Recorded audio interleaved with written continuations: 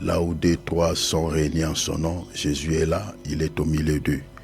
Nous croyons que ce matin, le Seigneur est avec nous, est au milieu de nous, parce que ce qui nous unit ici, ou ce qui nous réunit ici, c'est le nom du Seigneur Jésus-Christ.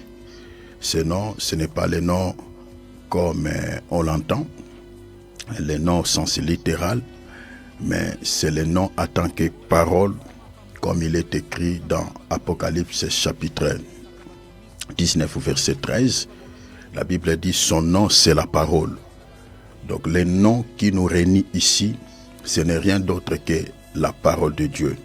Et ce n'est pas n'importe quelle parole, c'est la parole authentique, la parole véritable, la parole qui peut sauver une âme, la parole qui peut sauver une vie. Voilà, là où il y a la parole, Jésus est là. Gloire à Dieu, nous croyons que ce matin, Jésus est au milieu de nous parce que ce qui nous réunit ici, ce n'est rien d'autre que sa parole. Que toute la gloire et l'honneur reviennent au Seigneur Jésus-Christ. Voilà, comme d'hab, nous allons élever le Seigneur, nous allons dire merci à Jésus, nous allons bénir sa Seigneurie, nous allons, glorifier son Saint-Nom, parce que selon la parole de Dieu, le Seigneur nous demande d'être reconnaissant. Le Seigneur nous demande d'être, souffrez un tout petit peu, j'ai oublié de connecter les autres parce qu'on touche ça et là.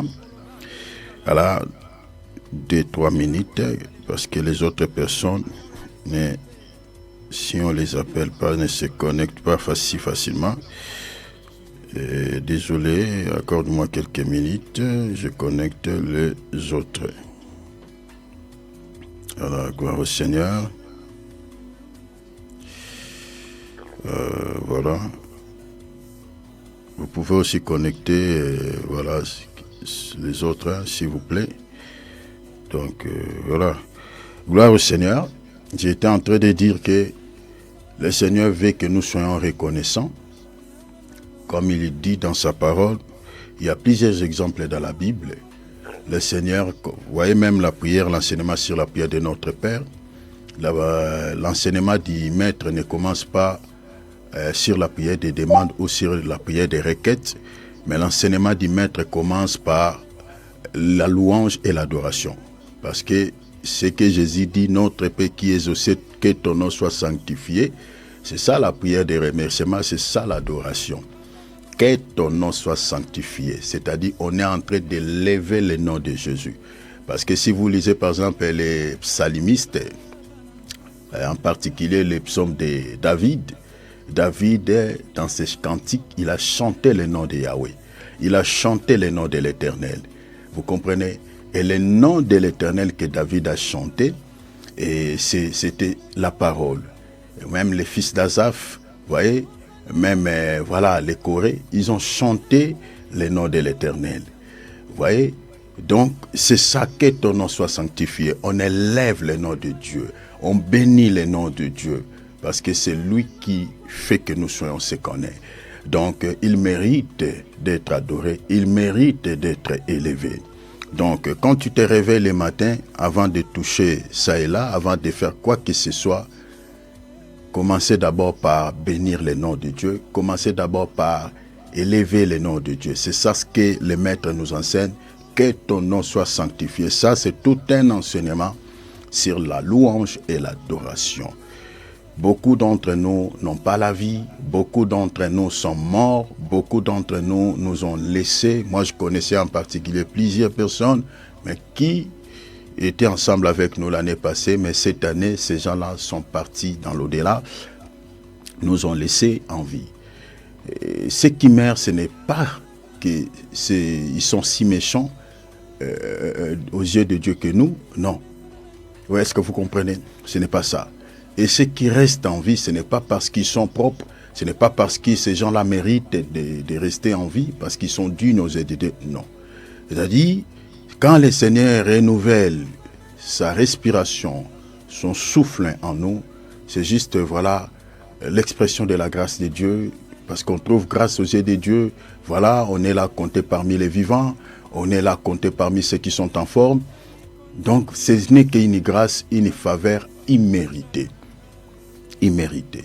J'aimerais te dire que ce matin, tout ce que tu es, ce n'est pas parce que tu es précieux aux yeux de Dieu que les autres personnes. Loin de là. Loin de là. Ne te trompe pas. Ce n'est pas parce qu'il y a certaines personnes qui pensent que, comme certains Congolais aiment dire, offrande nangande bundela. Hein? C'est-à-dire, ce sont mes offrandes qui combattent pour moi. Ce n'est pas vrai. Ce n'est pas vrai. Ce n'est pas tes offrandes qui te donnent la victoire face à tes ennemis.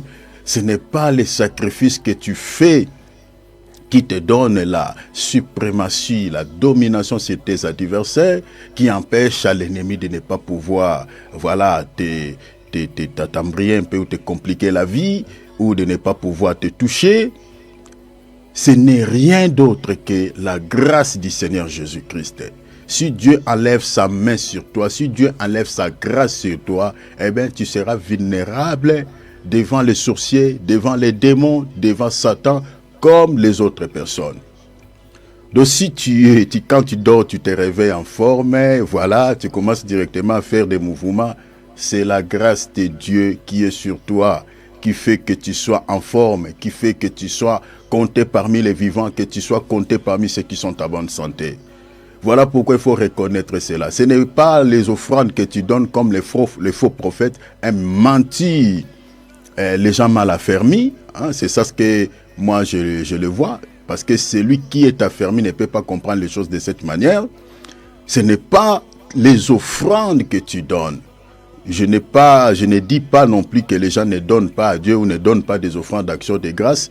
Si tu reconnais l'amour de Dieu dans ta vie et que le Seigneur t'a béni, le Seigneur t'a guéri d'une maladie et que dans ton cœur, le Seigneur te met à cœur de pouvoir donner quelque chose à lui, donner quelque chose à l'église ou d'aider les pauvres, tu veux donner une offrande d'action de grâce parce que l'offrande d'action de grâce, tu peux les donner à n'importe qui. Ce n'est pas seulement à votre pasteur qui est déjà riche. Hein? Ce n'est pas à votre église, tu peux les donner aussi à ces mamans-là, hein, qui n'ont pas même des fonds de $20, hein, qui vendent des beignets, qui vendent des arachides. Vous voyez, tu peux bénir aussi cette catégorie de gens, donner ton offrande d'action de grâce à ces gens-là qui souffrent dans le pays où tu vis.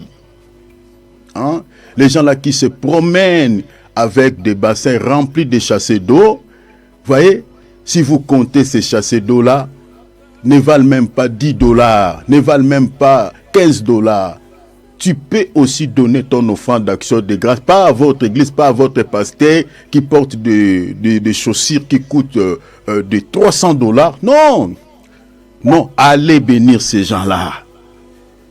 Allez bénir cette maman-là qui n'a même pas un capital, un fonds de $10, $20. Allez bénir ces gens-là. Arrêtez de bénir ceux qui sont déjà bénis. Bénir ceux qui ne sont pas bénis. La Bible dit celui qui prête aux pauvres, prête à Dieu. Ici, je le prends vraiment au sens littéral. Je n'entre pas dans la révélation. Parce qu'il y a aussi des pauvres sur le plan physique. Allez bénir ceux qui sont pauvres. Parce que si vous donnez même $100, 100 €, à cette maman qui vend par exemple des charbons, si vous regardez, il n'a même pas, il n'a même pas le capital du sac.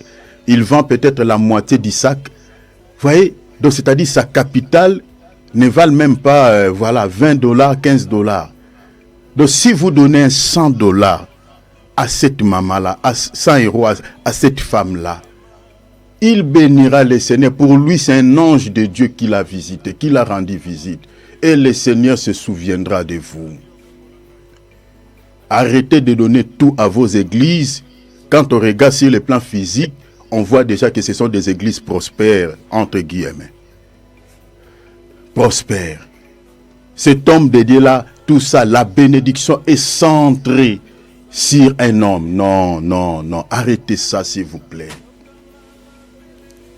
Souvenez-vous des pauvres, comme dit la Bible, l'hospitalité. Souvenez-vous des gens malheureux. Souvenez-vous. La Bible dit, faites du bien à tout le monde. C'est sans exception.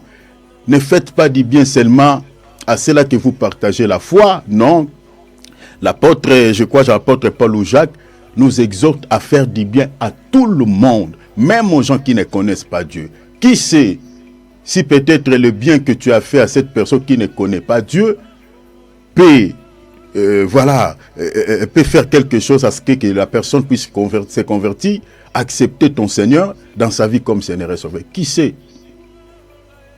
Allez bénir tout le monde. Souvenez-vous des malheureux, souvenez-vous des gens. Allez dans les hôpitaux. Il y a des gens, surtout en Afrique, si vous n'avez pas les sous, eh bien vous allez mourir sur le lit de l'hôpital. Ce n'est pas comme en Europe. Allez visiter les malades.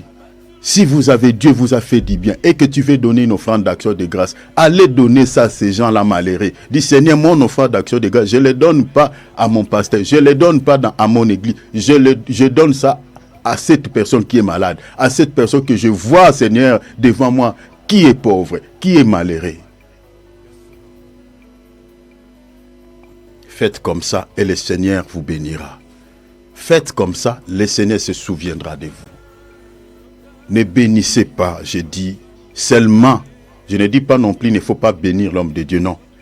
Mais ne bénissez pas seulement les hommes de Dieu qui sont déjà riches. Hein? Qui s'habillent déjà, voilà, chic, avec des costumes tirés à 4 épingles, ils roulent carrosse. Non, non, pourquoi encore les ajouter? Allez bénir d'autres personnes. Même dans votre église, il y a aussi des malheureux, il y a aussi des pauvres. Regardez bien la manière dont certaines personnes s'habillent. Hein? Regardez, même dans votre église, il y a d'autres personnes qui ne portent qu'un même vêtement. Vous connaissez la vie de cette sœur, vous connaissez la vie de ses frères. Que lui, vraiment, la pauvreté, ça sent l'odeur.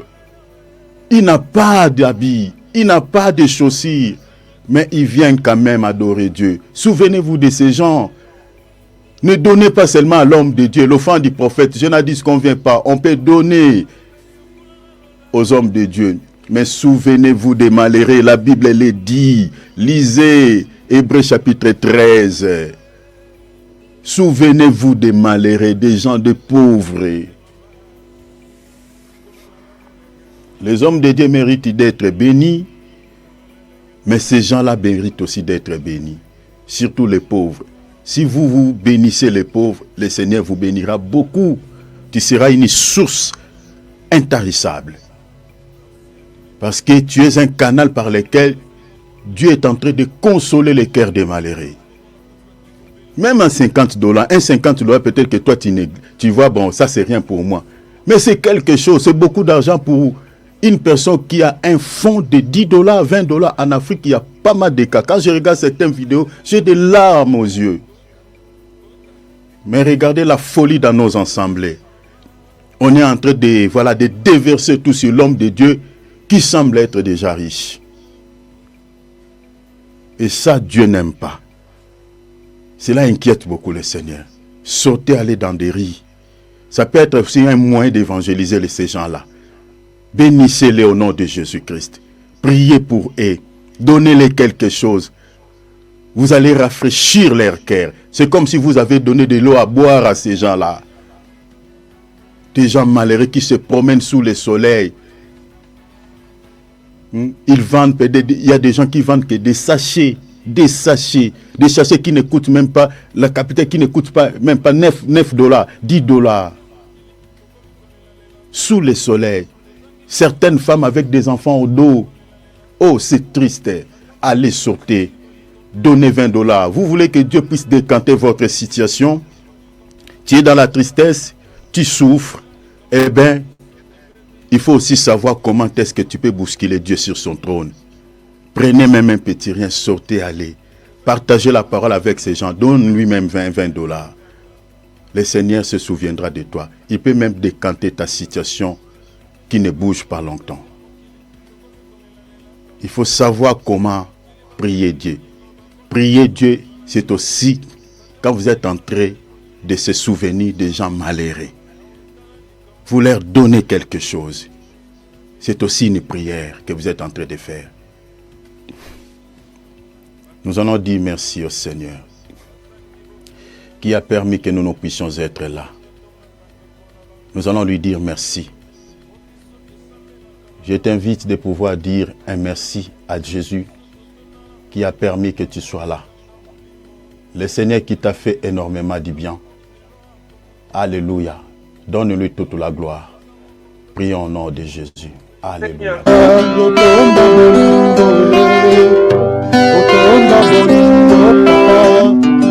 Otonda bolingo, bolingo, Yesu bolingo. Otonda bolingo, otonda bolingo, otonda bolingo, bolingo, Yesu bolingo. Yesu bolingo, Yesu bolingo, Yesu bolingo, bolingo, Yesu bolingo.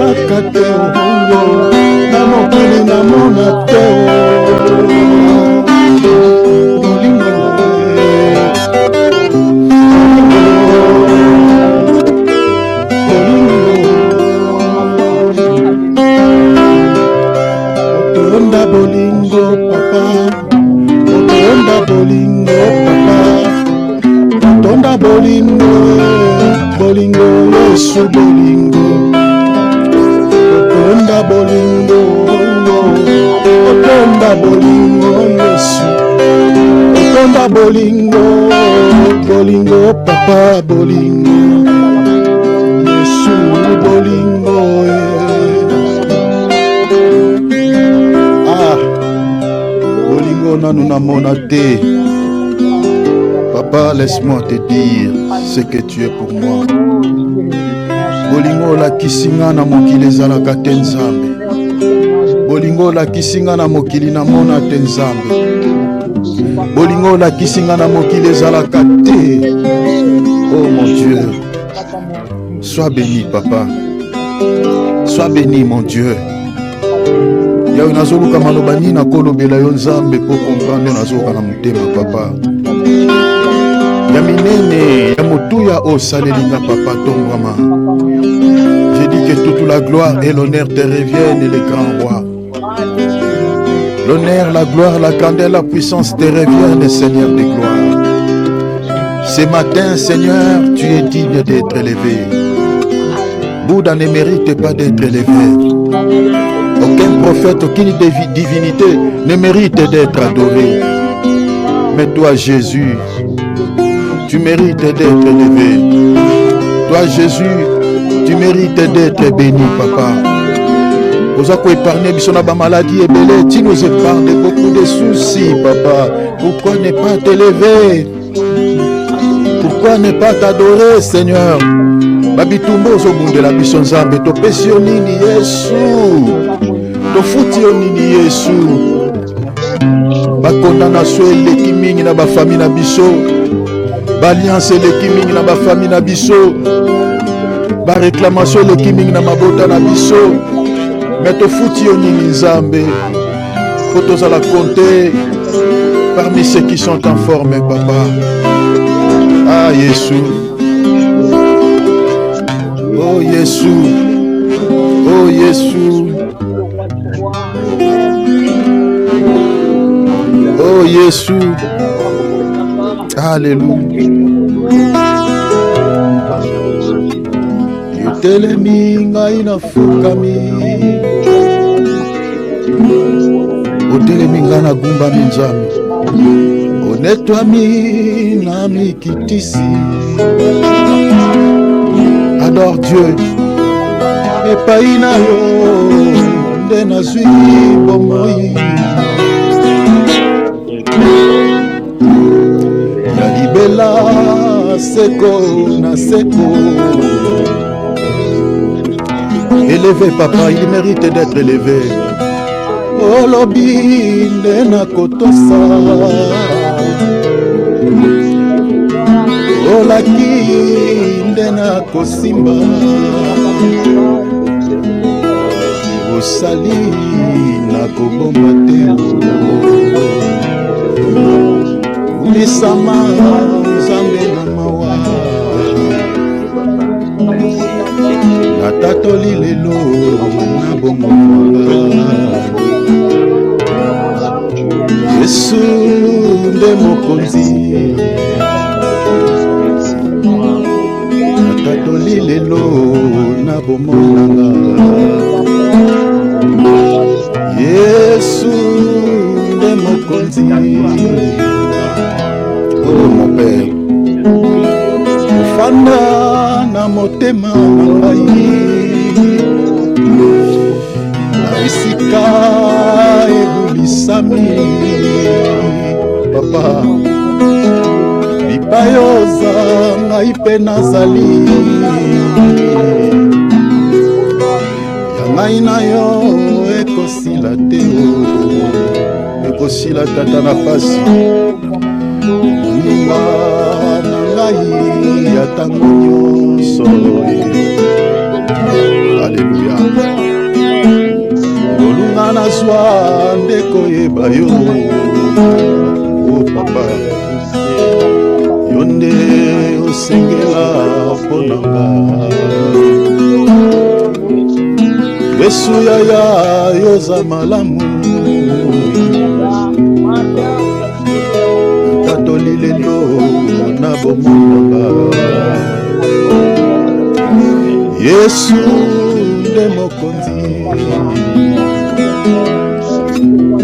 Na tatola yo lelo yo na motema na ngai. Yesu nde mokonzi.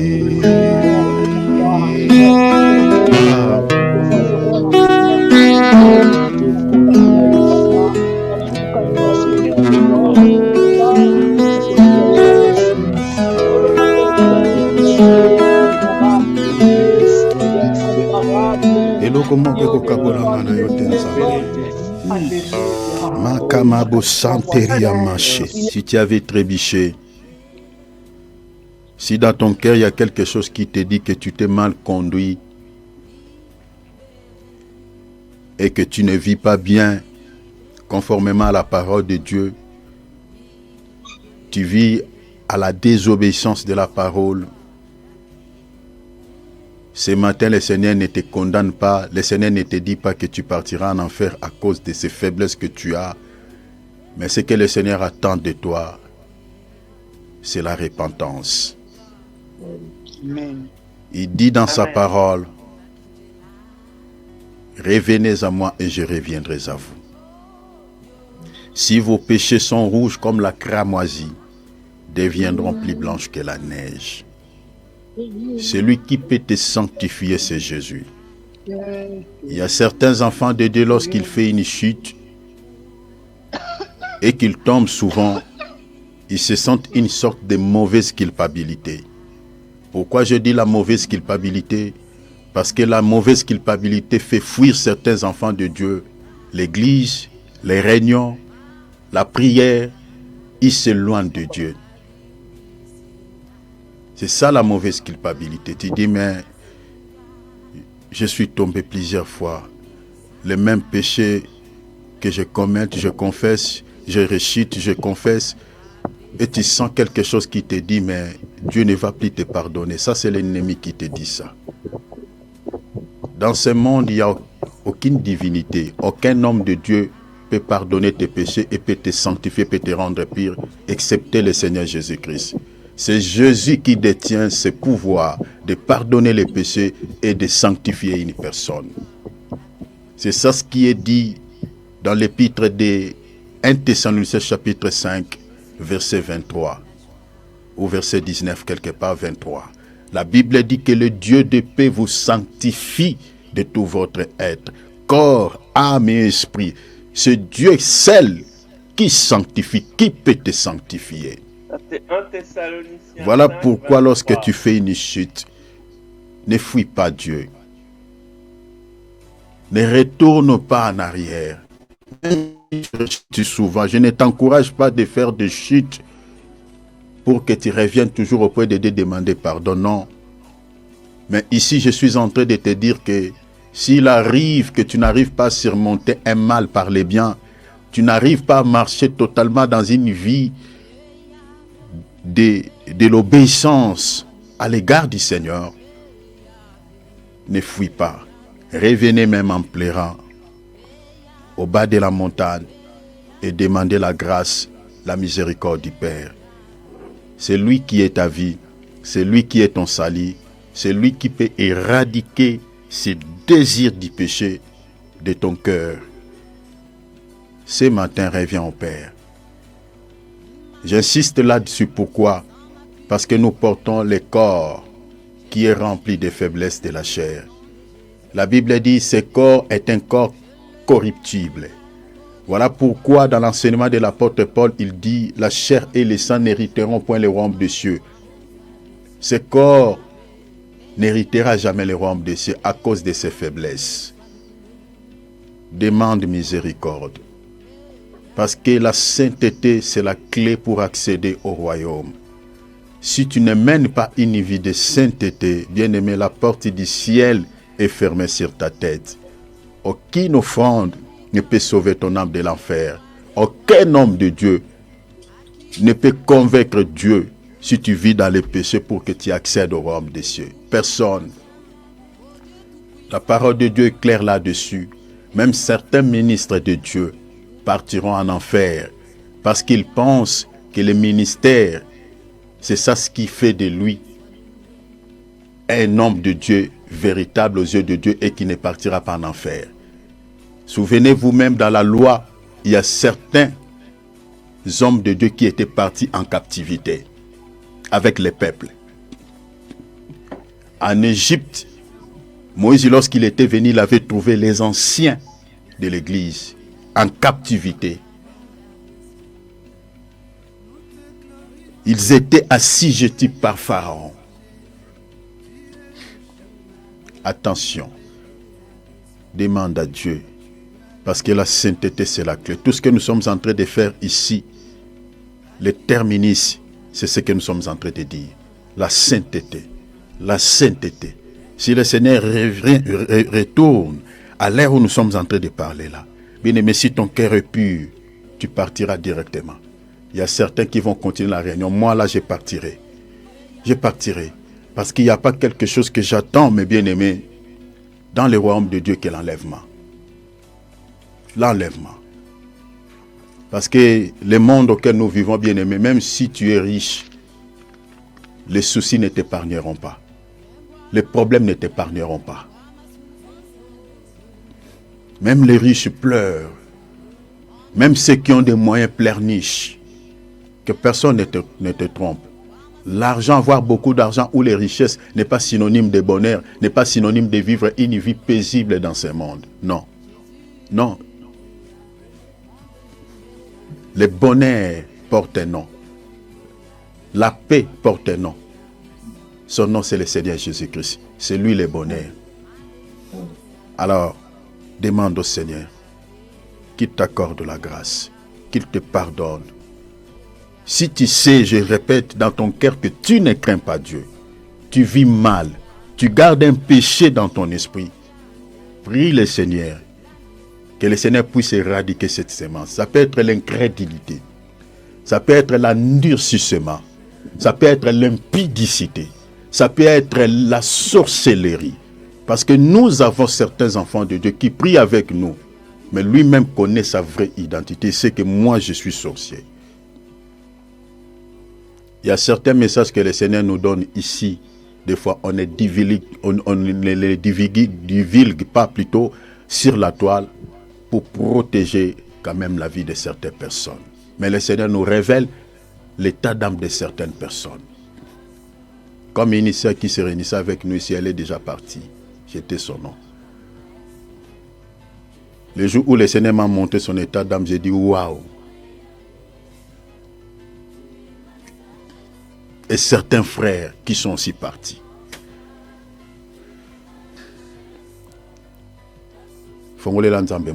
Ouvre ton cœur à Dieu. Ouvre ton cœur. Ne ferme pas ton cœur devant la parole de Dieu. Devant la parole de Dieu, on se plie. On se plie. On se prosterne. On ne résiste pas devant la parole de Dieu. La Bible dit la résistance des stupides les tue. La résistance de les stupides les tue. Mais le Seigneur dit, celui qui m'écoute reposera avec assurance. Il vivra tranquille et sans craindre aucun mal. Proverbe chapitre 1er verset 33. La résistance des stupides le tue, les communique la mort. Si tu es stupide, si tu es insensé aux yeux de Dieu, tu résistes à la parole de Dieu, tu ne veux pas se repentir, tu ne veux pas se convertir. Les conséquences qui se suivront après cette résistance, ce n'est pas la vie. Ce n'est pas la vie, c'est la mort. Craignons Dieu. Craignons Dieu. Craignons Dieu. Nous prions, nous suivons le Seigneur, pas pour 2-3 objectifs. Un seul objectif, le ciel. Et que le jour de l'enlèvement, que nous partions avec le Seigneur. Tout ce que le Seigneur nous donne ici, ça ressemble à la manne pendant la marche dans le désert. Les véhicules, la nourriture, les habits, tout ça, ça ressemble à la manne. Ça ressemble à tout ce que le Seigneur est en train de nous donner pendant la marche dans le désert. Mais notre objectif, ce n'est pas de rester dans ce monde. Ce n'est pas de rester dans le désert avec nos tentes. Mais c'est de pouvoir atteindre Canaan. Et là, le véritable Canaan, c'est le ciel. Ne reste pas dans le désert. Parce que le Seigneur t'a donné je ne sais pas quoi que ce soit. Mais continue la marche. Et obéis à la voix de Dieu. Suis la colonne de nuée qui te conduit. Suis la colonne du feu. La colonne de nuée aujourd'hui qui nous dirige, c'est le Saint-Esprit. C'est la parole de Dieu. Répands-toi d'où tu es tombé. Et pratique tes premières œuvres. Prions au nom de Jésus. Prions, alléluia.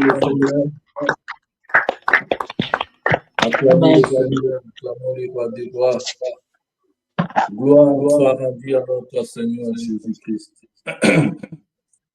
Soyez tous bénis au nom de Jésus. Amen. Amen. Amen. Amen. Amen. Amen. Bien-aimés dans le Seigneur, très content de vous retrouver encore en ce jour parmi nous. Ce Dieu qui nous protège, qui nous donne la force. Amen. Ce Dieu qui nous donne le souffle de vie. Ce Dieu qui combat pour nous quand nous dormons. Nous ne savons pas ce qui se passe tout autour de nous. Yes. Mais comme il est le Dieu qui nous protège, il est là et il contrôle toutes choses, chaque situation. Alors nous lui faisons confiance. Amen. Nous allons prier. Je vais prier pour la parole. Seigneur Dieu Tout-Puissant, nous voulons écouter ta parole, Père. Oh Dieu, je m'abandonne entre ta main, que je sois un vase d'honneur, que je sois un canal, que je sois, Seigneur, la voix par laquelle tu vas passer pour parler à ton peuple. Seigneur, oins-moi d'une huile fraîche. Seigneur Dieu, que toute parole qui sortira, que cela trouve place dans le cœur de tes enfants. Dieu parle à ton peuple. Seigneur, que je m'efface, que la chair s'efface, mais que toi, tu puisses parler. Tout ce qui n'est pas de toi, de mauvaises interprétations, tout ce qui n'est pas de toi, des dérangements, Seigneur, là où se trouve mon frère, ma soeur, pendant ce temps, nous détruisons cela au nom de Jésus-Christ. Au nom de Jésus. Levons l'étendard de la croix de Jésus. Nous déclarons que Jésus-Christ est Seigneur. Au nom puissant de Jésus, nous avons prié. Amen. Amen. Que Dieu vous bénisse. Sans plus tarder, bien-aimés dans le Seigneur, nous avançons avec notre thème qui est intitulé « L'homme aura pour ennemi les gens de sa propre famille ». Cela est dans le livre de Matthieu, chapitre 10, verset 36. L'homme aura pour ennemi les gens de sa propre famille. Le combat, l'ennemi bien-aimé dans le Seigneur, l'ennemi, c'est le diable. L'ennemi, c'est Satan. L'ennemi, c'est lui, c'est le démon. Ceux qui nous combattent ne sont pas dans notre camp. Ils sont de l'autre côté, de l'autre camp. Le diable utilise des personnes. Le diable a ses acolytes, a ses agents partout où on peut se retrouver. Partout, que ce soit dans nos assemblées, que ce soit dans nos familles, que ce soit au travail, que ce soit partout où nous pouvons nous retrouver, où nous pouvons aller, où nous pouvons fonctionner. Sachez-le très bien que le diable n'est pas là. Le diable est là. Il rôde. Rôder, ça veut dire il est en train, quand même Dieu a parlé, Dieu avait parlé quand il a parlé à Satan au moment où Satan venait pour demander la permission de détruire la vie des gens. Vous imaginez un peu, c'est que la question qui lui a été posée par Dieu, il dit, Satan, d'où viens-tu? Il dit, je suis en train de déambuler, donc j'étais en train de me promener. Se promener, ça veut dire quelqu'un qui est en train de vaguer, de se promener, de marcher, d'aller partout, même s'il n'a rien à faire. Même s'il ne connaît même pas l'endroit où il part. Il ne connaît pas la destination ou quoi il va faire à un certain moment, il rentre. Non, lui, il est en train de se promener seulement comme ça. De patrouiller, de marcher comme ça. Là, c'est son affaire. En marchant là, il est en train de faire aussi ces choses. Il était en train de se promener. Donc, nous devons savoir qu'en tant qu'enfants de Dieu, partout, il y a les agents, il y a les ennemis. Et ces agents-là du diable, ces gens-là, tu peux voir un homme bien en tant qu'humain, en tant que quelqu'un, ton frère, ta sœur de l'église, ton frère, ta sœur biologique, quelqu'un, ton collègue, quelqu'un que tu connais, mais que tu ne sais pas à qui il appartient, tellement tu n'as pas les yeux pour voir l'identité, pour voir clairement qui est cette personne. Mais tu vas voir seulement les agissements, tu vas voir des comportements, tu vas voir tout et la personne est en train de calculer, pas d'une bonne manière, mais d'une mauvaise. Vouloir faire pas d'une bonne manière s'il vient pour t'aider, pour t'apporter un coup de main. Mais toi, tu penses qu'il vient pour m'aider, mais derrière cette aide, il a des pensées négatives, il a des objectifs qui sont là pour nuire, il a des objectifs qui sont mauvais pour atteindre, pour nuire ta vie. Sans plus tarder, nous ouvrons nos Bibles dans le livre de Genèse.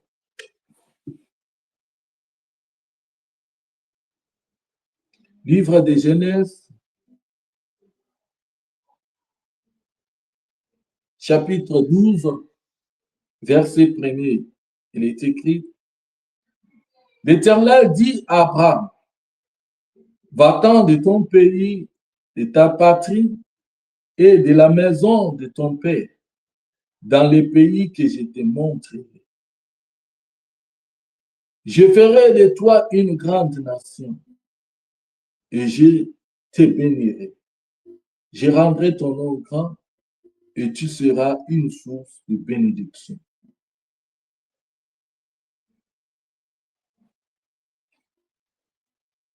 On se limite là. Et tu seras une source de bénédiction. Bien-aimés dans le Seigneur, nous avons comme ennemi le diable. Le combat avec le diable a commencé depuis le premier jour où tu as reçu Jésus dans ta vie. Depuis le premier jour où tu as reçu Jésus-Christ dans ta vie. C'est là où le combat a commencé.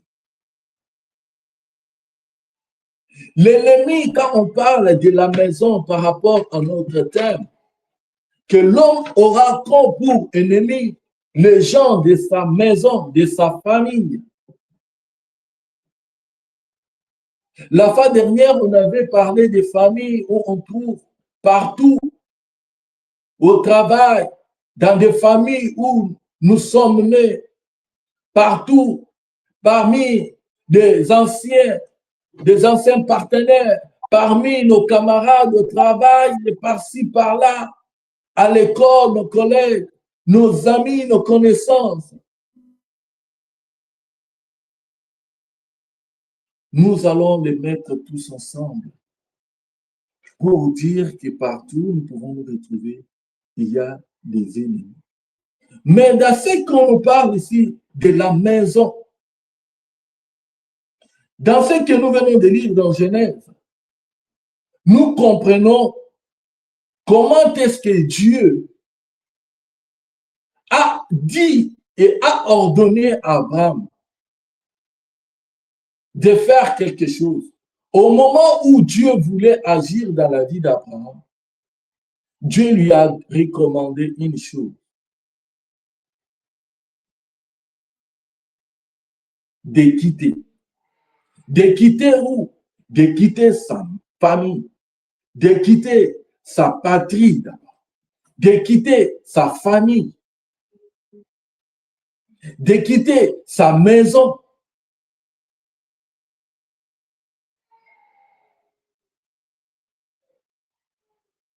Dieu avait des objectifs. Dieu avait des choses à faire avec Abraham. Mais vu qu'Abraham était dans sa famille, Dieu ne pouvait pas les faire au milieu de sa famille. Mais Dieu a voulu les déplacer hors de sa famille. Dieu a voulu d'abord les déplacer, l'enlever, l'écarter, lui faire sortir d'un lieu à un autre lieu pour faire avec ce qu'il avait à faire avec Abraham. Abraham, bien qu'il était dans sa famille, il n'était pas féroce. Bien qu'il était dans sa famille, une famille qui avait des magies, qui avait d'autres dieux. Une famille qui avait d'autres choses sur lesquelles la famille s'attachait. Mais Dieu a voulu lui dire de se déplacer, de s'écarter. Dieu lui dit de quitter au moment où Dieu ne lui a pas dit la destination, ne lui a pas dit l'endroit où Abraham doit aller. Il lui dit d'abord de quitter, quitte. Ce que moi je te demande est de quitter d'abord la maison de ton père, ton pays, ta patrie. Quitte d'abord. Mais moi je te montrerai. Bien-aimé, ce n'était pas une décision facile pour Abraham de quitter et de croire à quelqu'un qui te dit d'aller dans une destination où tu ne sais pas. Et tu ne sais pas où il t'amène. Mais Dieu a voulu d'abord lui enlever dans sa famille.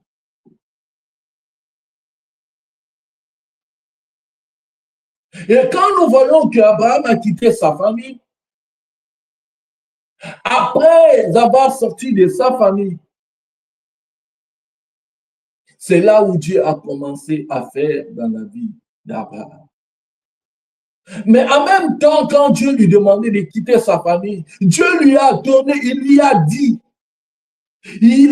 des promesses. Il lui a parlé des choses qu'il fera avec lui. Il a dit que je te ferai un grand. Tu seras le père de la multitude. Je te bénirai. Je bénirai ta postérité. C'était là des paroles de bénédiction. Après que Abraham ait obéi et exécuté à l'ordre que Dieu lui avait donné de quitter sa maison, de quitter sa famille, de quitter son pays.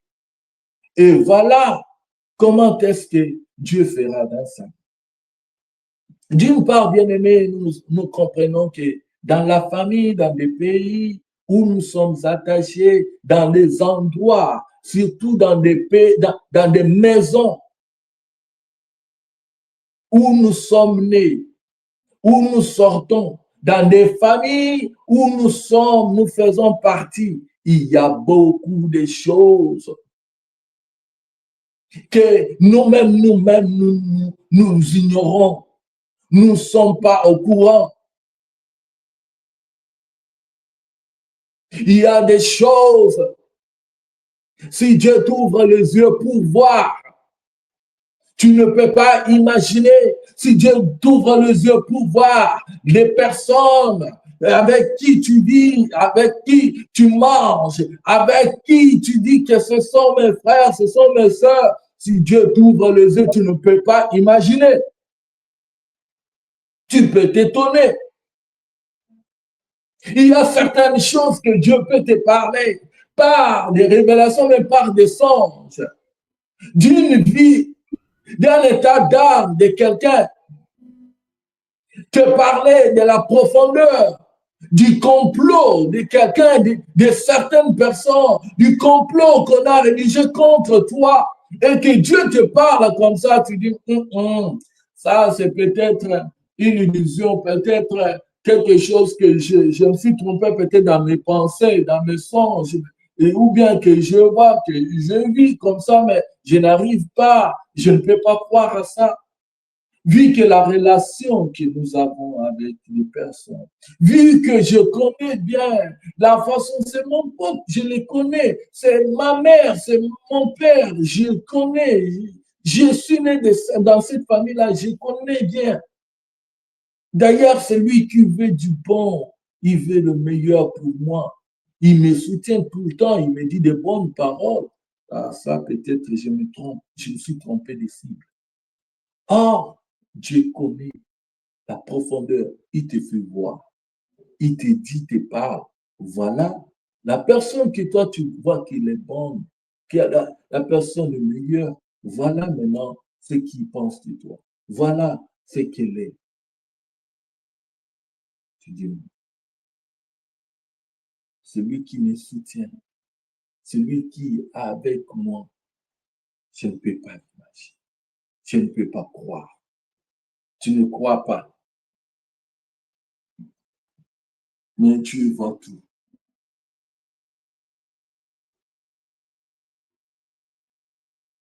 Abraham est sorti. Il est parti. Là où il est parti, c'est là où Dieu a commencé à faire. Dieu a changé son nom.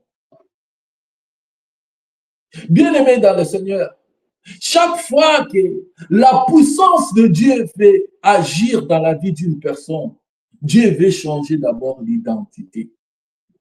L'identité de la personne. L'identité que tu avais portée dans votre famille. Quand Dieu veut s'en charger, Dieu veut faire quelque chose, Même si on a dit que dans votre famille, dans ta vie, vous êtes vraiment des générations où on a dit que rien ne peut venir, rien de bon ne peut venir de vous. Rien de bon ne peut sortir de vous.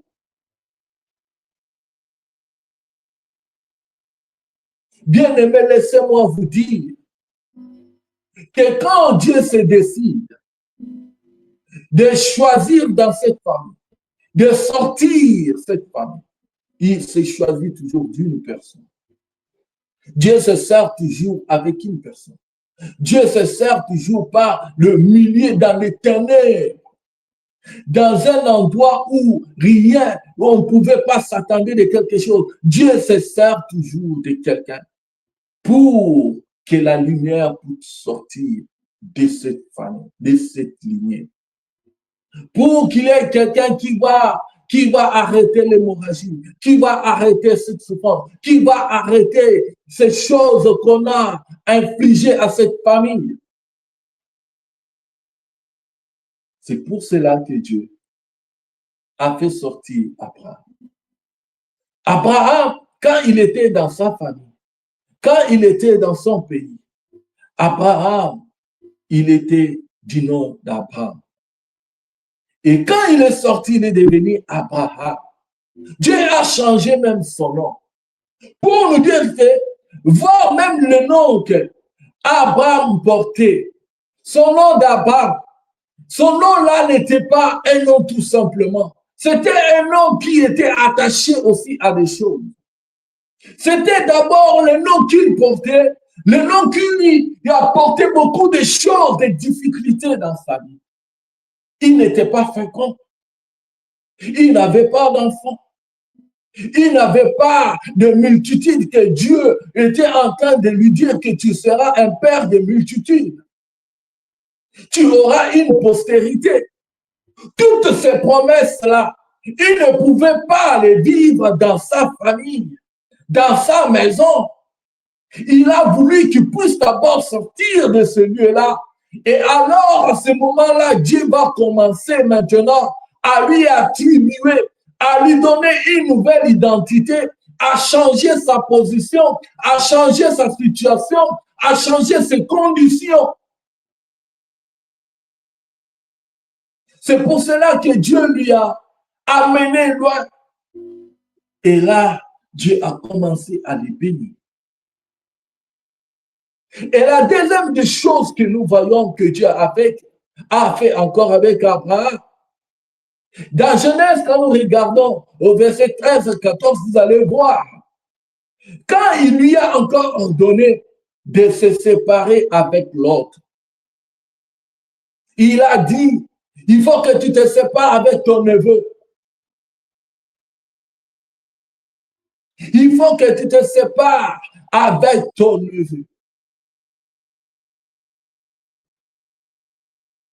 Et il a obéi à la voix de Dieu.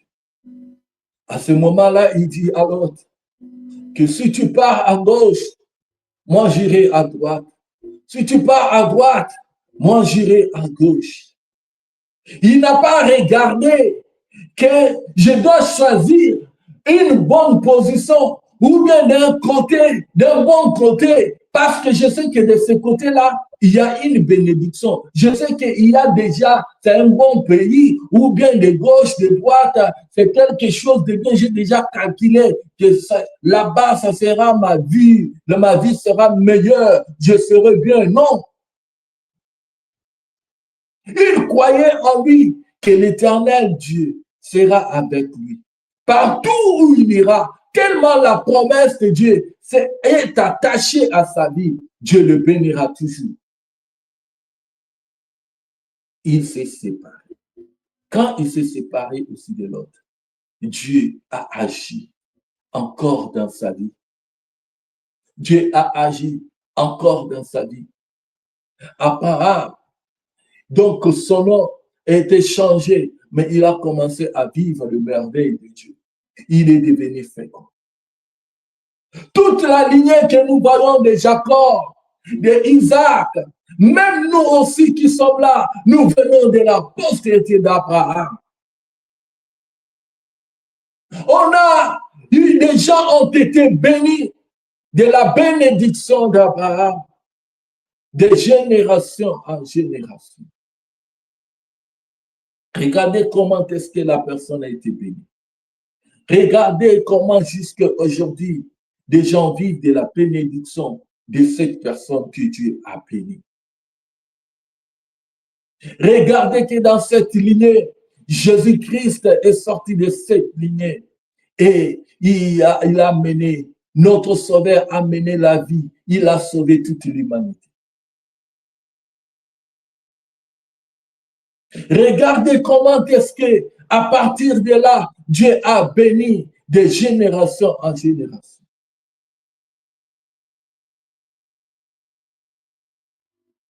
Il s'est séparé de l'autre. Quand il s'est séparé de l'autre, il y a eu des choses que Dieu a commencé encore à faire dans la vie d'Abraham.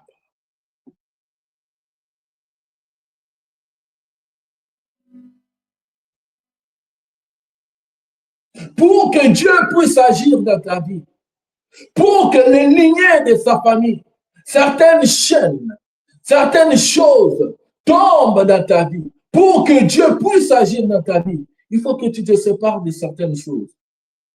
Il y a certaines choses que tu dois te séparer. Il y a des choses auxquelles tu t'es accroché.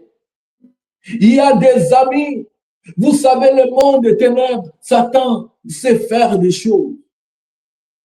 Dans votre famille, au moment où vous décidez peut-être de vous marier, il y a déjà dans votre chemin, ils savent.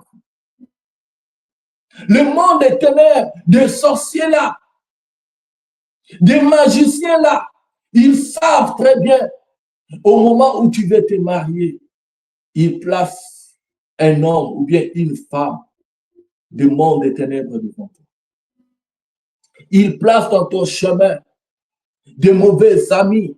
Ce n'est pas des amis qui vont venir pour te bénir, mais ce sera des amis qui vont t'amener dans de mauvaises voies, qui vont t'induire à l'erreur, qui vont t'aider à t'enfoncer dans le mal, qui vont t'aider pour que tu puisses, toi, demeurer seulement dans des choses qui n'honorent pas Dieu.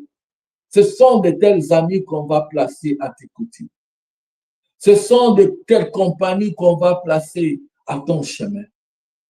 Ce sont des choses que toi, tu décides de t'engager dans quelque chose, dans l'achat de quelque chose. Ce sont des mauvaises choses que tu vas faire de choix.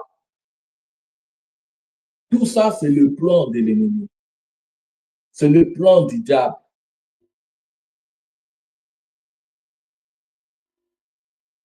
Et tellement ça dépasse, tellement ça devient comme une habitude, et tu portes cela en toi. Tu trouves ça que c'est normal. Et des fois, tu te dis, ah,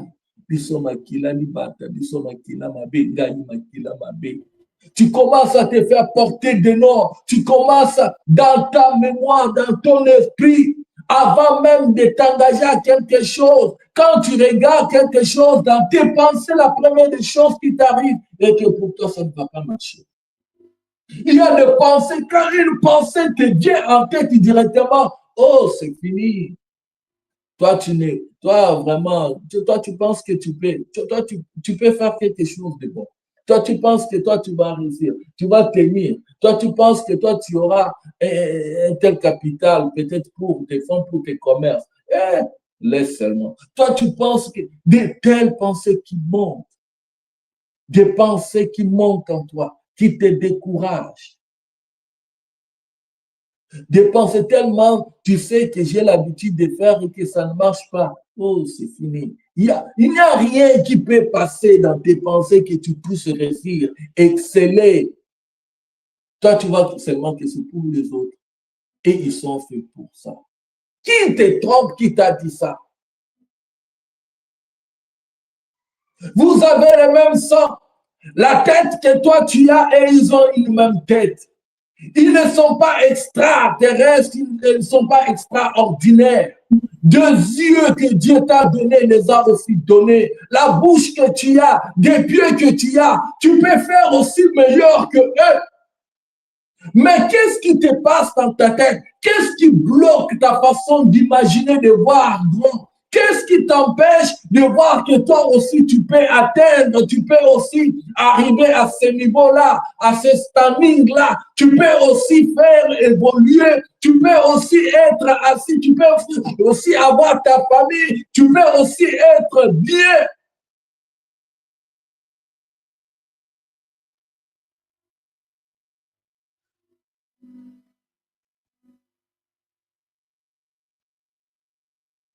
Les amis que toi tu vois, ce sont seulement des ivrognes. Ce sont seulement des catégories, des gens, une classe qui est, une classe que tu vois, des gens que toi tu vois qu'ils ne vont rien. Ce sont ces gens-là qui sont tes amis. Ce sont là tes gens, c'est dans des milieux-là que tu te familiarises, que tu vois que non, c'est bon.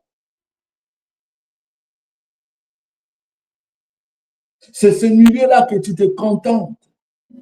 Mais tu oublies que des fois, on t'a aveuglé. On a mis un habit sur tes yeux que tu ne vois pas. Des endroits où tu peux aller pour trouver le travail. Quand tu arrives, on te dit non. Désolé, il y a déjà quelqu'un d'autre, on a pris. Oh non, désolé, pour toi seulement. Au moment où tu sais qu'on a besoin de quelqu'un pour l'engager, quand toi tu arrives, oh désolé. Ça veut dire que quand tu regardes sur le plan spirituel, il y a déjà quelqu'un qui t'a déjà précédé, qui est déjà avancé que tu ne sais pas, qui est déjà allé détruire ce qui était en toi sans que toi tu le saches.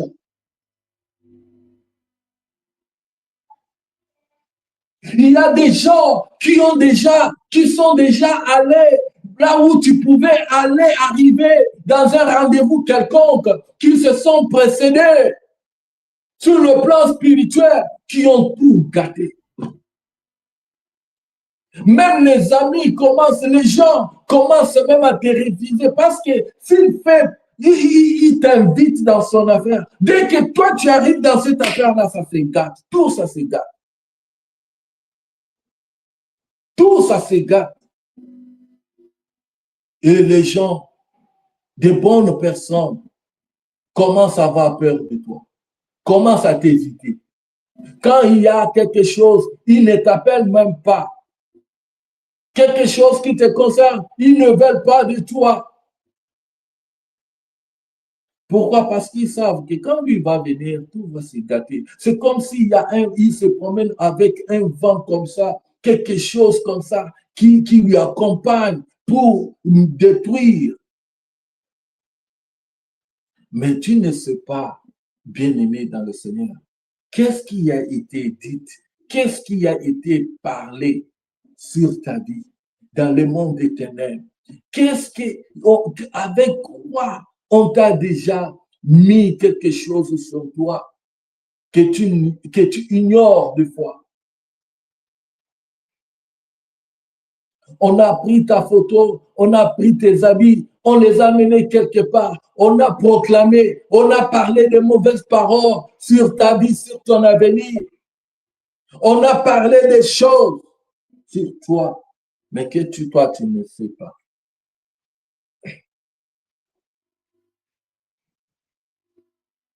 Quand nous regardons dans le livre de 1 Chronique, chapitre 4, versets 9 à 12, on nous parle de l'histoire de Jaébet. Jaébet, c'était quelqu'un qui est né, mais que sa maman lui a donné ce nom pour dire que je l'ai eu avec des douleurs, je l'ai eu avec la souffrance. C'est pour cela que je dois donner ce nom à mon fils. Il a donné ce nom à son fils.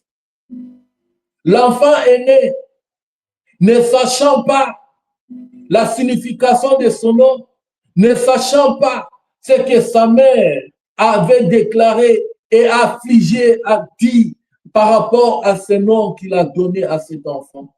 Mais l'enfant, en grandissant, il a commencé à subir. L'enfant a commencé à subir des choses négatives dans sa vie. L'enfant a regardé la vie des autres évoluer, avancer, mais sa vie n'avançait pas. Rien ne marchait. L'enfant a commencé à se demander. Quand l'enfant a découvert que tout ce qui lui a arrivé de négatif, c'était par rapport à son nom, l'enfant a commencé à chercher Dieu. Jabez a cherché Dieu. Jabez a cherché Dieu.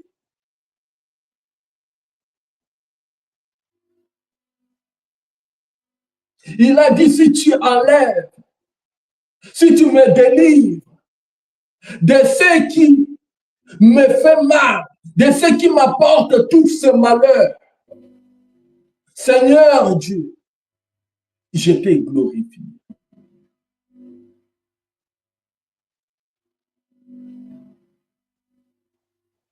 Jabez a invoqué Dieu. Jabez n'est pas allé auprès de sa maman pour lui dire, maman, qu'est-ce que tu as fait? Maman, pourquoi tu as fait? Tu m'as donné tel nom. Pourquoi tu as fait ces choses? Parce que je ne vois pas clair dans ma vie. Parce que ma vie n'avance pas. Parce que ma vie n'évolue pas. Parce que je ne vois pas clair dans ma vie. Parce que je suis en train de tourner en rond. Mais non, Jabez s'est tourné vers Dieu qui a la capacité. Celui qui a le pouvoir. Celui qui a la puissance de les délivrer. Il a invoqué Dieu. Il a appelé Dieu. Il a dit, malgré tout ce que je suis en train de vivre de négatif, il n'y a que toi qui peux changer ça. Il n'y a que toi qui peux changer l'histoire de ma vie. Il s'est attaché à Dieu. Bien-aimé, laisse-moi te dire, il n'y a aucune puissance de l'ennemi que tu peux aller vers ces ennemis-là pour te délivrer. Même vers les Satan. Tu ne peux pas voir que ta vie, rien ne marche pour aller voir des féticheurs, pour aller voir des marabouts, pour qu'ils te délivrent, te lavent comme le font d'autres personnes. Oh, je suis allé pour qu'on me lave. Oh, mon toutou est là, qui peut te laver? Avec quelle eau? Il n'y a rien qui peut laver la personne, si ce n'est que le sang de Jésus qui peut te laver de toute souillure, de toutes ces choses. Il n'y a personne d'autre qui peut te délivrer de ce lien, de ces choses-là, de la famille, que tu ne sais ni la tête, ni la queue, d'où ça vient, que tu es en train de seulement de subir, de payer des pots cassés. Tu ne sais pas d'où ça vient. Tu n'es pas l'auteur de ces choses. Or, il y a des gens qui sont allés toucher aux fétiches, qui sont allés faire des alliances avec des démons, avec des sorciers dans ta famille, tes arrière-parents, même tes parents, ni ton frère, ta sœur, qui a sacrifié toute une famille chez le féticheur, chez le marabout, pour toucher de l'argent. Et il a sacrifié tout le monde. Si tu n'es pas quelqu'un qui prie, qui peut te délivrer de ces choses? Si ce n'est pas la main puissante de Dieu, qui peut entrer même dans les ténèbres, même dans le noir, pour te faire sortir de là où on t'a mis? Personne d'autre ne peut le faire. Si ce n'est Dieu, personne d'autre ne peut le faire. Si ce n'est le sang de Jésus qui a coulé à la croix, parce que lui-même, il est mort à la croix. Quand il est mort, il était allé jusqu'au séjour des morts. Il était allé travailler pour arracher, pour travailler, enlever tout ce qui pouvait être comme des obstacles, des malédictions, des choses qui ont été déclarées depuis l'éternité. Il est venu, il est allé là-bas, il est allé arracher ta vie. Il est allé prendre la clé de la vie et de la mort pour venir nous donner la victoire par son sang. Et la Bible nous dit, quand Jésus-Christ est mort à la croix, le rideau du temple était déchiré en deux. Une voie est ouverte, un chemin qui est ouvert, afin que toi et moi, nous puissions accéder au nom de Jésus-Christ. Aujourd'hui, tu peux te tenir dans ta maison, tu peux te tenir là où tu es, déclarer seulement par le nom de Jésus, déclarer seulement rempli par le Saint-Esprit de Dieu, déclarer au nom de Jésus-Christ. Tu es capable d'être délivré, tu es capable d'être libéré, tu es capable d'être libre parce qu'en lui, nous avons la liberté. Il nous a rachetés de la loi, de la malédiction. Il nous a rachetés de tout ce que nos familles ont fait dans le noir. Mais quand nous sommes enfants de Dieu, quand nous venons devant Dieu, nous accédons avec ses noms dans les lieux très saints. Nous accédons avec ses noms dans les lieux très saints. Rien ne peut te retenir. Invoque-moi. Je te répondrai. Je te montrerai des choses cachées, des choses que tu ne connais pas. C'est que Jérémie 33:3 nous dit, tu ne dois pas invoquer un marabout ou un grand-père ou le nom de qui que ce soit que vous croyez, un chef coutumier. Si vous êtes d'une famille de chefs coutumiers, laisse-moi te dire, ne faut pas y aller là-bas. C'est la peine perdue. Il faut venir devant Dieu. Il faut venir devant Jésus qui peut te sortir de toutes ces choses. Il n'y a pas de condamnation pour ceux qui sont en Christ. Christ a effacé, Colossiens 2:14, il a effacé les actes, les ordonnances qui nous condamnaient, des choses qui condamnaient, des choses qui ont été mises, imputées dans ta vie, qui ont été plantées. Que par le nom de Jésus, tu es capable d'être libéré de ces choses.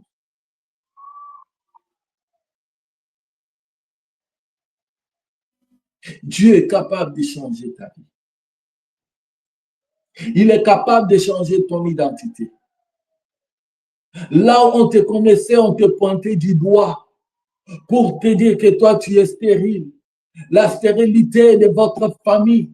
On t'a donné des choses, on t'a imputé, on t'a mis dans des chaînes de choses que tu ne connaissais pas, qui venaient de l'origine, de tes arrière-parents, de tes grands-parents, dans votre famille. Personne ne peut entrer dans les mariages. Oui, on peut te donner l'accès d'entrer dans les mariages, mais pour avoir des enfants, pour se réjouir de ces mariages, ça devient un problème. Tout le monde subit les mêmes sorts. Tout le monde sont en train de pleurer. Mais laisse-moi te dire, il y a quelqu'un qui est capable de te donner la fécondité. Là où d'autres ne sont pas féconds, toi tu es capable de l'être. Tu es capable de l'être. Parce qu'il y a quelqu'un qui est en toi, qui est plus fort que ces gens-là. Eux-mêmes, ils vont dire que non. Toi, tu commences à désobéir à nos lois. Toi, nous commençons à te voir que tu es devenu têtu contre nous. Tu n'entends pas ce que tu n'obéis pas et puis tu n'obtempères pas ce que nous te disons. C'est qu'il y a quelque chose. Ils ont vu quelque chose. Ils ont vu un géant, un plus géant que eux. Jésus-Christ de Nazareth qui s'est tenu et qui a combattu. Bien aimé, je vais vous donner un témoignage. Par rapport à ma vie, une fois quand j'étais en train de prier, j'ai prié chez nous à la maison. Chaque nuit, je me levais vers 0 heure, j'ai commencé à prier. Je pouvais tourner la parcelle. Quand tout le monde dormait, Je pouvais prier toute la nuit. Je prends 3 heures du temps, 4 heures du temps vers le matin comme ça. C'est là où j'arrête pour dormir et puis le matin aller à l'école. J'ai prié, toute la nuit j'ai prié. Je sentais en moi le désir là monter. Et quand j'ai prié, je pouvais avoir la sorte de prier sans me fatiguer. J'ai prié, j'ai tourné la maison, j'ai prié. Un jour, après la prière, je suis allé dormir un peu. C'est là où Dieu me montre quelque chose. Dieu m'ouvre les yeux pour me faire voir qu'on était tous dans une parcelle. Dans cette parcelle, c'est comme s'il y avait une petite maison au milieu de la parcelle. Et tout le monde de la famille était là, dans la parcelle. Tout le monde était là. Et quand je regarde, c'est comme si moi je me tenais loin avec quelqu'un à mes côtés. La personne qui était à mes côtés, il me dit, regarde. Je regarde dans la parcelle, je vois les membres de ma famille dans la parcelle, dans des positions qui n'étaient pas bonnes. Ils souffraient. Des gens étaient ligotés, comme ça, derrière, avec des chaînes, avec des cordes, étaient mis à genoux. Vous savez, quand on arrête des brigands, la façon dont on les maltraite, ouais, étaient donc aux pieds liés, les mains liées, des gens en train de pleurer. Je regarde les visages, je regarde tous les gens étaient là, toute la famille là, il restait une famille propre. Donc, je voyais des gens. Et là où j'étais à côté de la personne là, j'ai senti une colère qui montait dans mon cœur. Je dis, mais comment ils peuvent rester dans cette position? Qui les a obligés de rester dans cette position? Et quand je regarde, je vois quelqu'un qui était géant, un géant, qui se tenait devant eux. Un homme géant. Et moi, je voulais descendre là où j'étais pour aller combattre cet homme-là. Pour qu'eux, ils puissent se libérer de ces chaînes-là. Et puis, je regardais là de loin, la colère qui montait dans mon cœur, je ne pouvais pas. Je dis non, je dois descendre, je dois aller. Et la personne qui était à mes côtés me dit non, reste. Reste, il ne faut pas aller, reste ici. J'étais là, je suis resté. J'ai vu l'homme qui était le géant qui maltraitait mes frères et sœurs. J'ai vu, c'est comme si une foudre qui a éclaté. J'ai vu comme un feu qui descend. Vous sentez vous voyez quand il y a une foudre, c'est comme un arc-en-ciel, le feu qui s'éclate directement. J'ai vu ce feu-là. Un feu, quand il y a une foudre comme ça, c'est comme si le feu descendu directement a frappé l'homme géant qui était debout, qui maltraitait les gens de ma femme. Bah! Directement, la personne, l'homme géant, et la foudre là lui a frappé par la tête. L'homme géant est tombé, s'est écroulé. Il est tombé par terre. En tombant par terre, là, il était en train de bouger doucement, doucement, et puis il s'est écroulé, il est tombé. Quand il est tombé par terre, c'est là où la personne qui était à mes côtés, il me dit, maintenant, tu peux y aller. J'ai commencé à courir. J'ai couru. J'ai couru jusqu'à arriver là où ils étaient. J'ai commencé à les bousculer, à bouger, à lever les gens, bouger les gens. Quittez ici, il faut partir, il faut fuir, il faut quitter.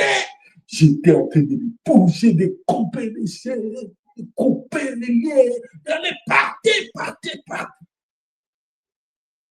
Et Quand je leur disais de partir, j'ai vu 2, 3 personnes qui se sont échappées. Et d'autres, là, ils cherchaient à se battre comme ça. Moi-même, j'ai couru. Comme c'était dans une parcelle. J'ai couru vers un mur maintenant pour que je puisse m'échapper, aller de l'autre côté. C'est là où j'ai vu que le mur, je ne pouvais pas sauter le mur. Parce que je voyais, c'est comme si le mur là était tellement long. J'ai vu maintenant une échelle qui venait là, qui s'est mise devant le mur. Et c'est par là que j'ai monté sur l'échelle. L'échelle qui est venue d'une part, que je ne voyais pas l'échelle. Il n'y avait pas l'échelle. Mais quand j'ai vu l'obstacle devant moi, le mur qui était devant moi, que je ne pouvais pas monter, j'ai vu une échelle qui est descendue comme ça.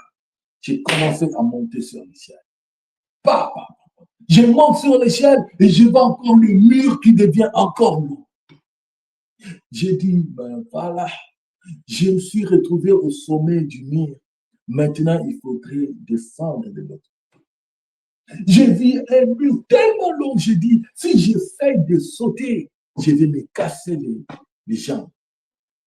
Je vais me casser les pieds. J'ai dit, non, je n'ai pas de choix. Je dois sauter.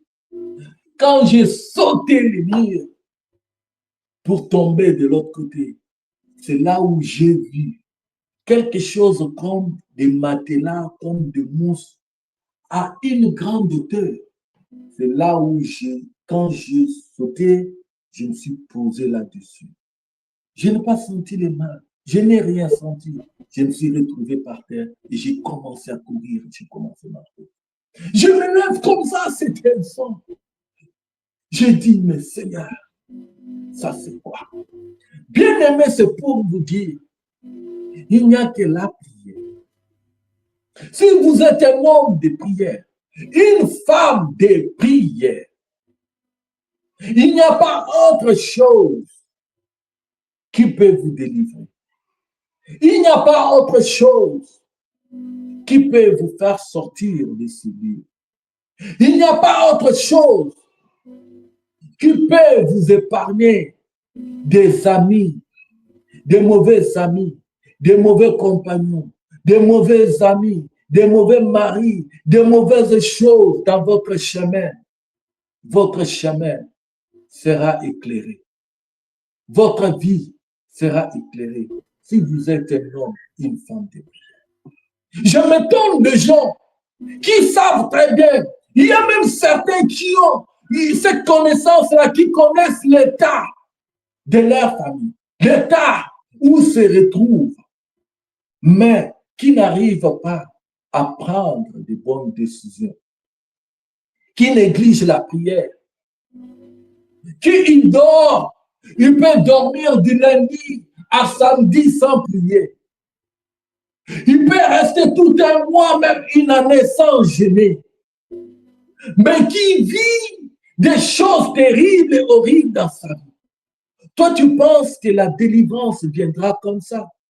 Toi, tu penses que tu seras délivré de ces choses seulement facilement comme ça? Toi, tu penses que les sorciers-là, ce sont des choses qui sont spirituelles, que les physiques ne peuvent pas résoudre, que la chair ne peut pas faire, ni ne peut rien faire, mais qu'il faut que les spirituels interviennent. Les spirituels et les spirituels se battent. Quand les spirituels vont se battre, nous allons voir maintenant qui va gagner. Quel est le spirituel qui va gagner? C'est le nom de Jésus ou le nom des sorciers de Satan ou le nom des magiciens ou le nom des sorciers. Nous allons voir. C'est comme Élie devant le prophète de Baal.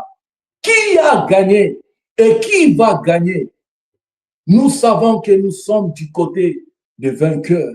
Il ne faillit pas dans la bataille. Il n'échoue jamais.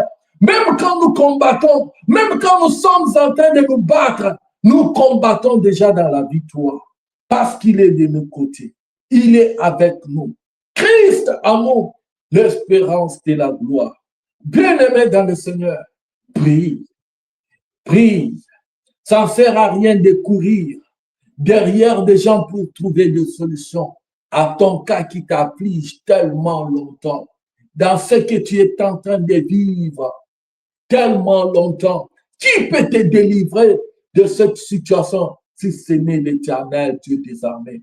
Ce que tu es en train de subir, ce n'est pas toi qui es à l'origine. Ce sont des choses qu'on t'a imputées. Ce sont des choses que tu as vues, que tu es venu aussi innocemment, mais tu as trouvé ces choses. Tellement de gens ont fait des choses, ils ont signé des pactes, ils ont fait des choses dans le monde des ténèbres. Toi, tu es en train de payer des pots cassés. De payer des pots cassés. Des choses que tu ne sais pas. Qui peut te délivrer? Qui peut te délivrer de ces choses? Si ce n'est l'Éternel. Si ce n'est Dieu. L'Éternel dit, invoque-moi, je te répondrai. Je te montrerai des choses cachées. C'est Dieu qui peut te délivrer de ces chaînes. Au nom de Jésus-Christ, tout genou va fléchir. Il n'y a aucune puissance qui est au-dessus du nom de Jésus. Il n'y a aucune puissance qui est au-dessus du nom de Jésus. Il n'y en a pas. Il n'y en aura pas. Seul le nom de Jésus est capable de tout ravager, de tout terminer, de changer l'histoire, de changer ton nom, de changer le parcours, comme le nom de Jacob a été changé en Israël. Quand il a tenu Dieu, quand il a combattu, il a dit non, je ne peux pas te laisser jusqu'à ce que tu me bénisses. Oh non, je ne peux pas te laisser, tu dois me bénir. Oh, tu dois changer mon parcours, tu dois changer mon nom. Il a dit, qui es-tu? Qui es-tu? Il s'est battu avec lui jusqu'à l'aurore. Il a dit, même s'il avait emboîté, il a dit, non, je ne peux pas te laisser. Il faut que je voie quelque chose. Il a dit, oui, tu es celui qui est combattant. À partir d'aujourd'hui, tu ne seras pas appelé Jacob, mais Israël. Il a changé son nom. Il a changé son identité. Il a changé l'histoire de sa vie. Qui peut changer? Il n'y a que Dieu qui peut changer. Si Dieu change, tout le monde verra que réellement Dieu a changé. Si Dieu change, tout le monde dira réellement il y a quelque chose qui s'est passé. Si Dieu change, tout le monde constatera, ils vont changer de langage, ils vont changer de paramètres, ils ne vont pas te calculer comme d'habitude, ils ne vont pas te sous-estimer comme d'habitude. Ils diront réellement il y a quelque chose qui a changé dans sa vie. Dieu change. Attache-toi à lui. Prie. Il t'a donné tout ce qu'il faut. Il t'a donné l'autorité. Il t'a donné le pouvoir. Il nous a tout donné. Au nom de Jésus, il a donné le nom au-dessus de tous les noms. Au nom de Jésus-Christ, des malades seront guéris. Des morts seront ressuscités. Pas par le nom de ton grand-père, pas par le nom de ta mère, pas par le nom de qui que ce soit, mais seul au nom de Jésus-Christ. Jésus est capable de te sortir de là où tu es. De là où on t'a enterré, on t'a mis dans la casserole familiale. Là où on vous a mis dans la forêt. Là où on t'a mis quand tu dors. Tu rêves seulement que tu es en train de courir dans la forêt. Tu es en train de courir. Toi, tu es dans des océans, dans l'eau. Tu es en train de nager. Depuis que tu as commencé à nager, tu te vas tu es en Europe, tu es ici, c'est où? Ça fait longtemps que tu es sorti de ta maison parentale, mais que tu fais des rêves, tu te vois toujours dans ta maison familiale, au salon, dans la parcelle, en train de travailler, en train de faire du travail. Tu te vois en train de faire du travail forcé. Et quand tu te lèves le matin, tu es fatigué, épuisé.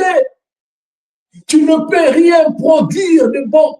Tu ne peux pas entreprendre quelque chose. Tu peux produire, donner des rentabilités qu'il faut. Il faut chercher Dieu. La Bible déclare, si vous me cherchez, vous me trouverez.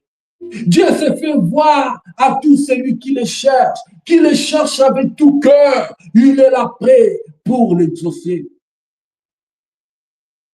Il ne se cache à personne. Dieu ne se cache à personne. Si tu le cherches avec tout cœur, si tu le cherches, même quand tu manques de mots pour parler, Dieu voit la disponibilité de ton cœur. Dieu voit la disposition de ton cœur. Dieu voit comment ton cœur est ouvert, la force de ton cœur. Dieu regarde le cœur. Dieu vient et intervient agir. Même au travers de gens, Dieu va te parler. Même au travers d'un fou, de quelqu'un que tu ne connais pas, en cours de route, Dieu va te parler. Même toi-même, quand tu lis la Bible, tu pries, tu prends un temps de la prière, tu cherches la face de Dieu, Dieu va te parler. Dieu va t'exaucer. Dieu va te sortir de là où tu es. Il a dit dans sa parole que les ténèbres ne régneront pas pour toujours. Les ténèbres ne régneront pas pour toujours. Ce que tu vis, tu ne les vivras pas pour toujours. Il y a un temps pour toutes choses. Il y a un temps pour toutes choses. Ce n'est pas toi qui dois payer des choses de ta famille, des malédictions qui ont daté de longtemps, que ces gens-là ont fait, que tu n'étais même pas né, tu n'existais même pas. Mais d'emblée, tu es venu, tu as trouvé ces charges, les charges des fardeaux qui t'est donné. Jésus-Christ a dit, venez à moi, vous tous qui êtes fatigués, chargés, je vous donnerai du repos. Le repos de Dieu est doux et léger. Son repos est doux et léger. Viens à lui, viens à lui. Pourquoi tu traînes dans tes péchés? Pourquoi est-ce que tu vis? Je suis fatigué de cette vie. Je vois que rien ne marche. C'est inutile. D'abord, je dois me saouler pour me dégager de ces charges de ma tête. Bien-aimé, tu peux commencer à te saouler du matin au soir, de midi la nuit. Mais sache-le très bien que ça va disparaître. Tu deviendras normal. Et quand tu redeviens normal, sache-le très bien, ces problèmes-là ne vont pas quitter. Ces soucis-là, tu vas toujours trouver ce même souci. Ça sera la peine.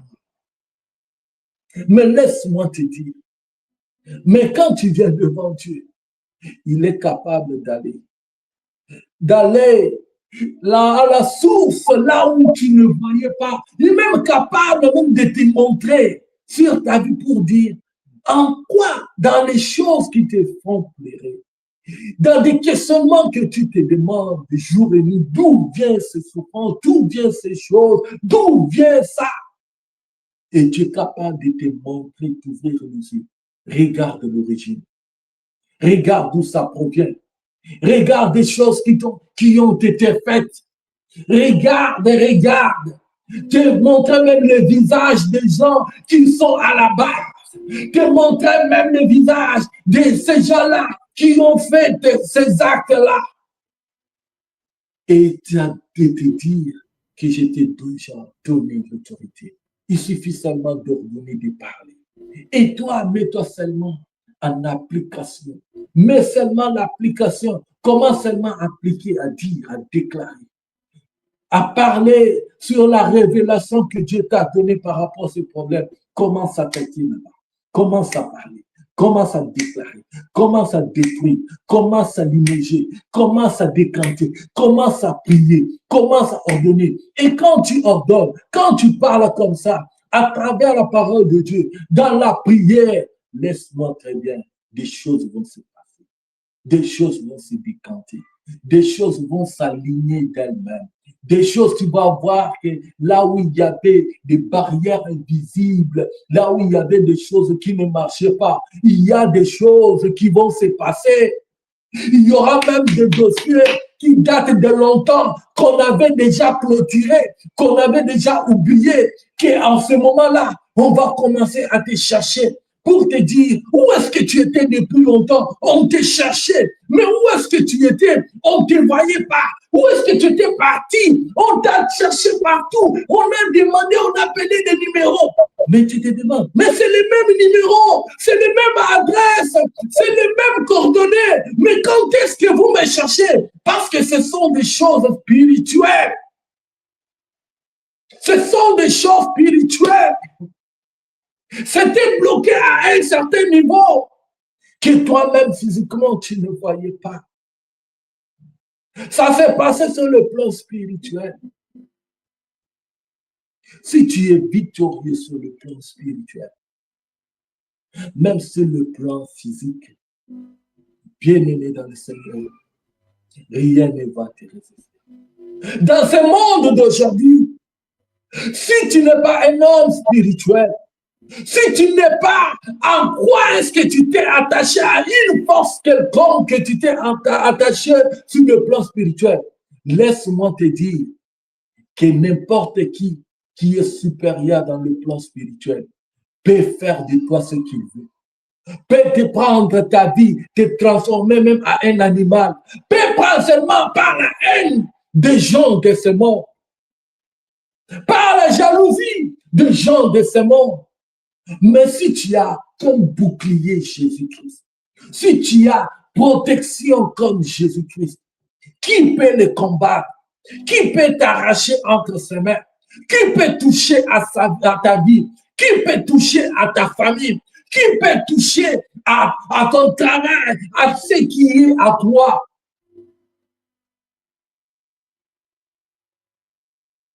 Celui qui garde Israël ne dort ni sommeil. Peu importe le temps où il peut venir, ils vont trouver Jésus là. Peu importe les stratégies qu'ils vont faire, Dieu le voit, même en secret, il est là. Attache-toi à Dieu. J'aime tant de gens qui savent qu'ils ont des combats dans leur famille, dans leur vie. Mais tu ne pries pas. Mais qui commencent à boire, qui commence à se saouler, qui part dans des boîtes de nuit, qui part dans des concerts mondains, qui se promène, qui oublie son origine, qui oublie le combat qu'il a, qui oublie à quoi les défis qui sont devant lui, qui oublie. Bien-aimé, réveille-toi, ouvre les yeux. Réveille-toi, ouvre les yeux. Que Dieu bénisse sa parole. Que Dieu vous bénisse. Au nom de Jésus-Christ. Amen. Nous allons prier. Nous allons prier. Bien-aimé, tu vas prier pour ta vie. Il y a certaines choses que tu vois qui ne marchent pas. Il y a certaines choses que tu vois jusqu'à présent qui titubent encore. Tu vas prier, tu vas t'élever dans la prière. Parce que ce midi, Dieu t'a donné l'autorité. Je ne sais pas en quoi, je ne sais pas en quel domaine, je ne sais pas sur le plan spirituel, dans ta vie spirituelle, tu commences peut-être à t'affaiblir. Tout ça, c'est le plan du diable. Parce qu'il sait que si tellement tu étais terrassé, tellement tu priais, il y a des choses qui s'est passées. Mais il y a une somnolence, il y a un sommeil, il y a un assoupissement qui commence à te prendre. Tu vas t'élever dans la prière, tu vas refuser cela. Tu vas refuser cela. Tu vas refuser la fatigue. Tu vas refuser la distraction. Tu vas refuser tout ce qui est de l'ennemi dans ta vie, dans ta famille, dans certains domaines que tu ne vois pas clair. Tu vas te lever et dire, Jésus m'a donné la victoire. Je neutralise, je dis, je lis maintenant, je ligote tout ce qui n'est pas de Dieu dans ma famille. Je ne sais pas, dans la sorcellerie. Tu sais dans quel domaine. Tu sais en quoi est-ce que ta famille est affligée. Tu sais en quoi est-ce que ta famille est frappée. Tu vas te lever. Tu vas prier. Tu vas déclarer. Déclare maintenant. Déclare maintenant. Déclare maintenant dans ta famille. Déclare dans ton foyer. Déclare dans ta vie. Déclare dans tes entreprises. Commence à prier. Ordonne maintenant. Détruis tout ce qui est de l'ennemi. Commence à prier. Commence à détruire tous les projets maléfiques. Même la mort qu'on a déjà calculée. Déjà, nous sommes au milieu de l'année. On a dit que vers même décembre, ils ne vont pas exister. Ils ne vont pas exister. Ils vont mourir. Même chaque année, vous avez l'habitude de perdre des gens. Maintenant, tu vas résister, tu vas dire non, pas cette année. Je refuse au nom de Jésus. J'annule la mort parce que Jésus a vaincu la mort. Oh mort, où est ton aiguillon? Oh mort, où est ta force? Jésus t'a vaincu à la croix. Mort sur le plan physique, mort sur le plan matériel, mort sur le plan spirituel. Tu vas résister, tu vas détruire tout le plan de l'ennemi. Jésus t'a donné le pouvoir, Jésus t'a donné l'autorité. Tu vas exercer cela. C'est par le nom de Jésus. C'est par le nom de Jésus. Prie au nom de Jésus.